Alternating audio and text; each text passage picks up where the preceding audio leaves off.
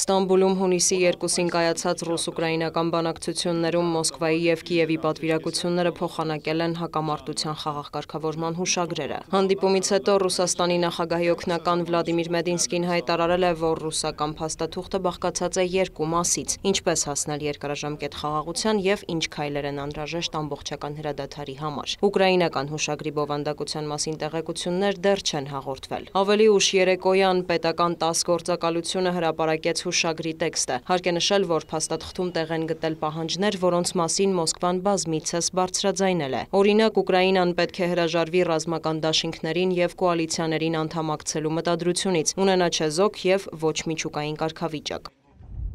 Ղրիմը, Լուգանսկը, Դոնեցկը, Զապորոժիեի և Խերսոնի մարզերը պետք է ճանաչվեն Ռուսաստանի Դաշնության կազմում։ Ուկրաինական ուժերը պետք է դուրս բերվեն այդ տարածքներից։ Երրորդ պետությունները չեն կարող ռազմական գործունեություն իրականացնել և ուժեր տեղակայել Ուկրաինայում։ Հարկավոր է սահմանել Ուկրաինայի զինված ուժերի ռազմական տեխնիկայի առավելագույն թվաքանակ և թույլատրելի կազմ։ Ռուս և ռուսախոս բնակչության իրավունքները, ազատությունները և շահերը պետք է երաշխավորվեն։ Ռուսաց լեզուն ստանա պաշտոնական կարգավիճակ։ Նացիզմի և նեոնացիզմի գովաբանումը և քարոզչությունը պետք է արգելվեն օրենքով։ Ռուսաստանի և Ուկրաինայի միջև գործող տնտեսական պատժամիջոցները և սահմանափակումները պետք է վերացվեն։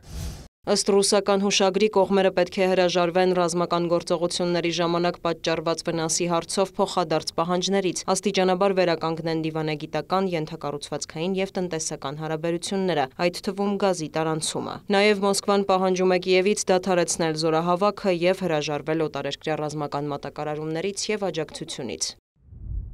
Առաջարկվում է ստեղծել հրադադարի ռեժիմի մոնիթորինգի և վերահսկողության երկկողմ կենտրոն, փոխադարձաբար համաներում շնորհել քաղբանտարկյալներին և ազատ արձակել կալանավորված քաղաքացիական անձանց, չեղարկել Ուկրաինայում ռազմական դրությունը, Ուկրաինայի նախագահի և Գերագույն Ռադայի ընտրություններ հայտարարել։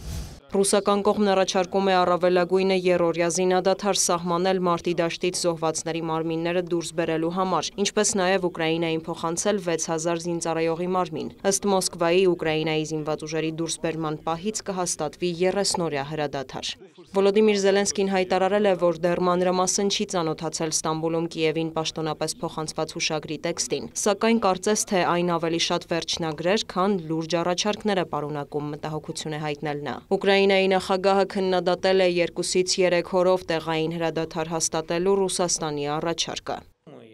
Նրանք պատրաստ են զինադադարի զոհվածների մարմինները հավաքելու համար, կարծում եմ նրանք հիմարներ են։ Զինադադարն իրականում պետք է, որ նոր զոհեր չլինեն։ Հրամանատարներն արդեն այսպես թե այնպես փոխանակում են զինվորների մարմինները։ Մոսկվան ուղղակի փորձում է դիվանագիտության իմիտացիա ստեղծել ամերիկյան պատժամիջոցներից խուսափելու համար։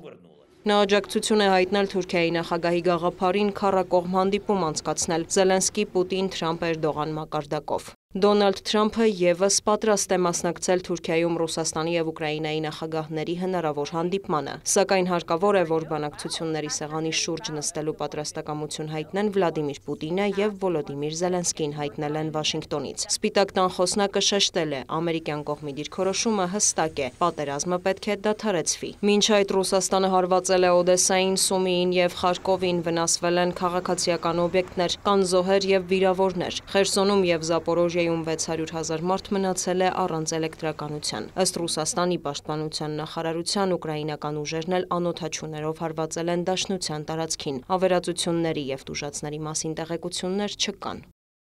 Դիանա Գասպարյան, լուրեր։